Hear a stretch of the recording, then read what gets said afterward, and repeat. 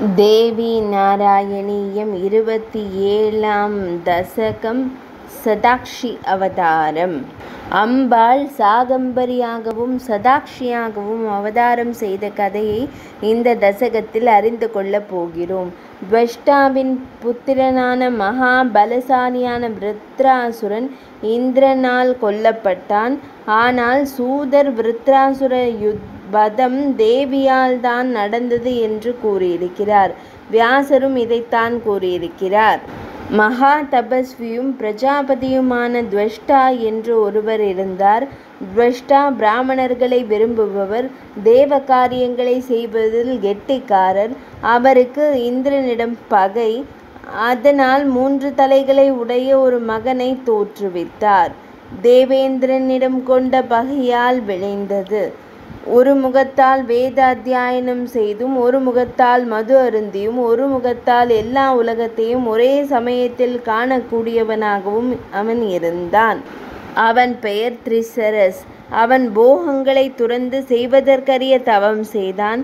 தவத்தால் அவன் தர்மத்தை கை கொண்டவனாகவும், இந்திரியங்களை அடக்கியவனாகவும், மென்மையான இயல்பை உடையவனாகவும் இருந்தான்.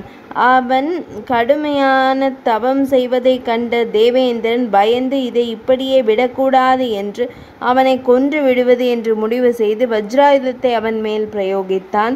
அந்த தபஸ்வி உயிரிழந்து மலை சிகரம் போல் சாய்ந்தான். தன் மகன் கொல்லப்பட்டதை கேட்டு துவஷ்டா மிகவும் கோபம் கொண்டு, ஒரு பாவமும் செய்யாத முனிவரான என் மகனை கொன்றவனை அழிக்க இன்னொரு புத்திரனை தோற்றுவிப்பேன்.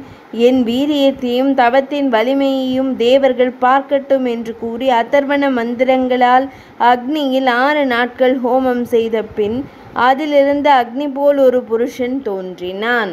அந்த புத்திரனை கண்ட துவஷ்டா, நீ இந்திரனுக்கு பகைவனாக ஆவாய் என்று கூறினார்.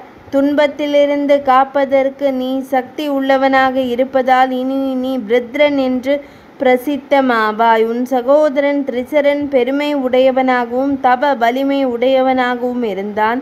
அவனுக்கு 3 தலைகள் இருந்தன. ஒரு தவறும் செய்யாத அவனது தலைகளை இந்திரன் வஜ்ராயுதத்தால் வெட்டினான். பாவச் செயல் செய்தவனும், மானம் கெட்டவனும், கெடுப புத்தி உடையவனும், கொடியவனும், பாவியும், பிரம்மஹத்தியால் பீடிக்கப்பட்டவனுமான அந்த இந்திரனை நீ கொல்ல வேண்டும் என்று கூறினார்.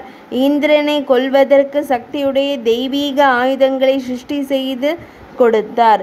மகா பலசாலியான விருத்ரன் தேரில் ஏறிக்கொண்டு போருக்கு புறப்பட்டான். மானசோத்திரம் என்னும் பர்வதத்திற்கு வந்து அசுரர்களுடன் கூடி வருணன், யமன், அக்னி அனைவரையும் பின்வாங்கச் செய்தான்.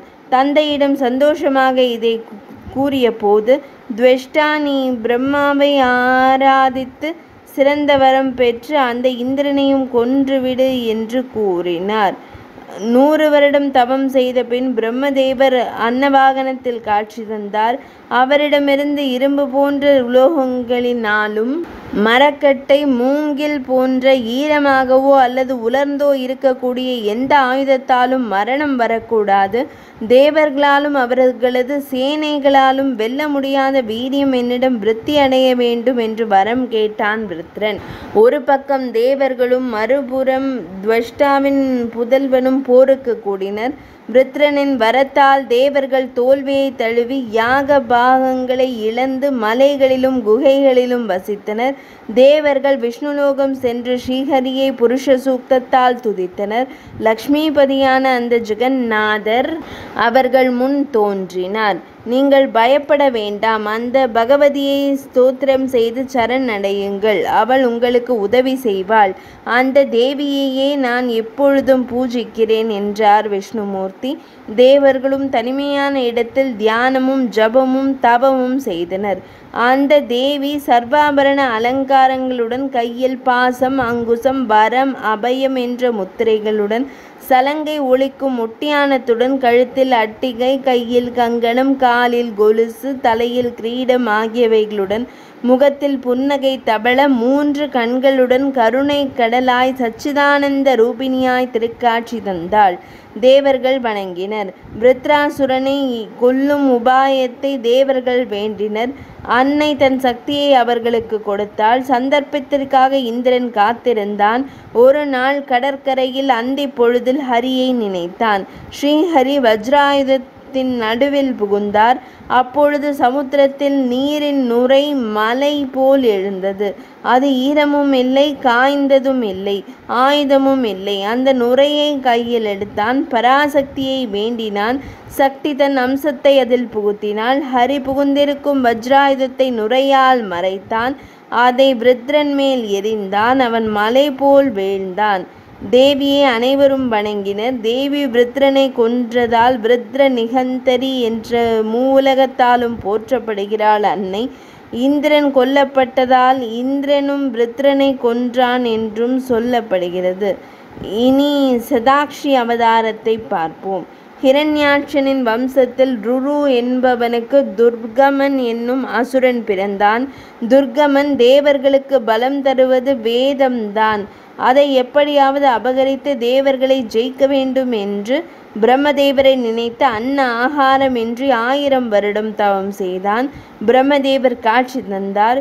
3 உலகத்திலும் அந்தணர்கள், தேவர்கள் இவர்களிடம் இருக்கும் வேத மந்திரங்கள் எனக்கு சொந்தமாக வேண்டும், தேவர்களையெல்லாம் வெற்றி கொள்ளும் ஆற்றல் வேண்டும் என்று அசுரன் வேண்டினார். பிரம்மதேவரும் வரம் தந்தார். பிராமணர்கள் வேதங்களை சொல்வது வழக்கம். அசுரன் சாமர்த்தியமாக வேத மந்திரங்களை பிரம்மதேவரிடமிருந்து வாங்கிவிட்டான். அதனால் பிராமணர்கள் வேத மந்திரங்களை மறந்து போனார்கள். அவர்கள் அனுஷ்டிக்க வேண்டிய ஔபாசனம், சிரார்த்தம், ஹோமம், ஜபம், யஜ்யம் போன்றவைகளை அனுஷ்டிக்க முடியவில்லை. சந்தியாவந்தன ஜபம் கூட இல்லாமல் போனது. உலகில் வேத மந்திர சப்தமே இல்லை. வேதம் சொல்லி தருவதும் கற்றுக்கொள்வதும் இல்லாமல் போனது. எல்லா மந்திரங்களும் அசுரன் கையில் அகப்பட்டு விட்டது. மனிதன் மந்திரங்களை மறந்து போனான். பூஜை, யஜ்ஞம் போன்ற கர்மங்கள் மனிதனால் செய்ய முடியாமல் போனது. மனிதர்கள் செய்யும் யாகமும் பூஜையும் தேவர்களை புஷ்டியாக்கும். பூஜையும் யாகமும் இல்லாததால் தேவர்கள் பலமிழந்து போனார்கள். மூப்பற்றவர்களான தேவர்கள் வயோதிகர்களானார்கள். அந்த நேரத்தில் துர்கமன் ஸ்வர்கலோகத்தை ஆக்கிரமித்தான். பல நாட்கள் யுத்தம் நடந்தது. தேவர்கள் தோல்வியை தழுவினர். அசுரன் தன் சகாக்களுடன் ஸ்வர்கலோகம் வந்தான். தேவர்களை அங்கிருந்து விரட்டினான். அதனால் அவர்கள் பர்வத குகைகளில் மறைந்திருந்தார்கள்.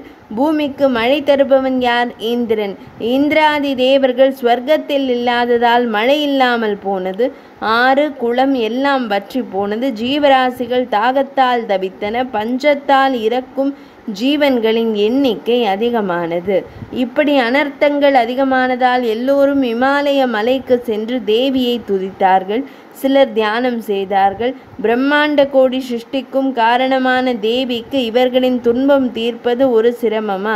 அது அவளால் மட்டும்தானே முடியும். அவர்களின் தியானமும் பூஜையும் ஸ்துதியும் தேவியை சந்தோஷப்படுத்தியது. சர்வமங்கள மாங்கல்யே சிவே சர்வார்த்த சாதகே சரண்யே திரையம்பகே தேவி நாராயணி நமோஸ்துதே. 100 கண்களுடன் தேவி அவர்களுக்கு காட்சி தந்தார். அதனால்தான் அவளுக்கு சதாக்ஷி என்ற பெயர். 9 நாட்கள் அன்னையின் கண்களிலிருந்து நீர் வழிந்து கொண்டே இருந்தது. இந்த கிருபா வருஷத்தால் பூமியில் 6 குளங்கள் நிரம்பி வழிந்தன. எல்லோரும் தண்ணீரின்றி கஷ்டப்பட்டார்கள் அல்லவா? சதாக்ஷி தேவியின் அருளால் துக்கம் தீர்ந்தது. தண்ணீர் கிடைத்தாலும் பசி தீர வேண்டுமே, உணவு வேண்டும் அல்லவா? அதனால் அனைவருக்கும் அன்னமும் தந்தாள் தேவி. அனைவருக்கும் வேண்டிய பழங்களையும் தந்தாள். அதனால் சாகம்பரி என்றும் அழைக்கப்பட்டாள். சாகம் என்றால் சத்தியம் அல்லது செடி, பழங்கள், காய்கள், கனிகள் என்று பொருள். அதை தந்தவள் சாகம்பரி தேவி. வேதத்தை கையில் வைத்திருந்த அசுரர்களுக்கு எந்தவிதமான கஷ்டமும் இல்லை. உலகத்திலும் அனைத்து ஜீவன்களும் படும் கஷ்டத்தை கண்டு சந்தோஷமடைந்தனர் அசுரர்கள். ஆனால் யாரும் எதிர்பாராமல் திடீரென்று மழை பொழிந்தது. அதன் காரணமாக எல்லோருடைய பசியும் தாகமும் தீர்ந்தது. துர்கமாசுரன் இதை பார்த்தான், ஆச்சரியமடைந்தான். இதற்கு காரணம் தேவிதான் என்று புரிந்து கொண்டான். உடனே தேவியுடன் யுத்தத்திற்கு தயாரானான். தனது அசுர சைன்யத்துடன் தேவியுடன் மோதினான். கோரமான யுத்தம் நிகழ்ந்தது. தேவியுடன் மோதினால் ஜெயிக்கவா முடியும்? அன்னையின் பானங்களுக்கு இரையானான் அவன் பூமியில் சாய்ந்தான். அவன் உடலிலிருந்து ஒரு துளி தோன்றி தேவியின் திருமேனியில் மறைந்தது. தேவர்களை வெற்றி கொள்வதற்காக தானே துர்கமாசுரன் வேதத்தை தன் கையில் வைத்து கொண்டான். அப்பொழுதாவது அவன் அந்த வேதத்தை படித்திருக்கலாம் அல்லவா? அப்படி அவன் படித்திருந்தால் விசுத்தி கிடைத்திருக்கலாம். ஆனால் அவன் அதை படிக்காமல் தானே வைத்திருந்தான். வேத மந்திரத்தின் சக்தியை அவன் பிரம்மாவிடமிருந்து பெற்றதால் அதன் பயனாக தேவியின் முகத்தை பார்த்து கொண்டே தேவர்கள் பார்த்து கொண்டிருக்க அவன் சாயுஜ்ய முக்தியும் அடைந்தான். அசுரனிடமிருந்து காப்பாற்றிய வேதத்தை மீண்டும் பிரம்மதேவரிடம் தேவி தந்தாள். இந்த உலகத்தை பசி, தாகம், பஞ்சம் போன்ற பெரிய கஷ்டத்திலிருந்தும் காப்பாற்றினாள் அன்னை. தேவர்களும் மனிதர்களும் அனைவரும் தேவியை பக்தியுடன் வணங்கினார்கள். தேவி சந்தோஷத்துடன் எல்லோரையும் துர்கை, சதாக்ஷி என்ற என் நாமங்களை எவன் ஜபிக்கின்றானோ அவன் மாயையை கடப்பான் என்று கூறி அனுகிரகம் செய்து மறைந்தாள். அம்பாள் பக்தர்களின் கஷ்டத்தை தீர்ப்பவள் என்பது பல கதைகளில் கூறப்பட்டது. துர்கமன் எனும் அசுரனையும் வதம் செய்தாள். யதார்த்தமாக பார்த்தால் தேவர்களை விட அசுரர்களுக்கு தான் அனுகிரகம் செய்திருக்கிறாள் அன்னை. துர்கமனுக்கு சாயுஜ்ய முக்தியும் தந்தாள். தேவர்கள் மீண்டும் மீண்டும் சுகதுக்கங்களில் மூழ்கி மூழ்கி எழுந்திருக்க வேண்டும். அசுரனால் ஏற்பட்ட பிரச்சனைகள் தீர்ந்தன. துர்கமனை வதைத்ததும் ஒரு அனுகிரகமே. துர்கமனை வதைத்ததால் தேவி துர்கை என்று அழைக்கப்படுகிறாள். பக்தர்களின் துர்கதி தீர்ப்பவள் யாரோ அவளே துர்கா தேவி என்று அழைக்கப்படும் அன்னையாவாள்.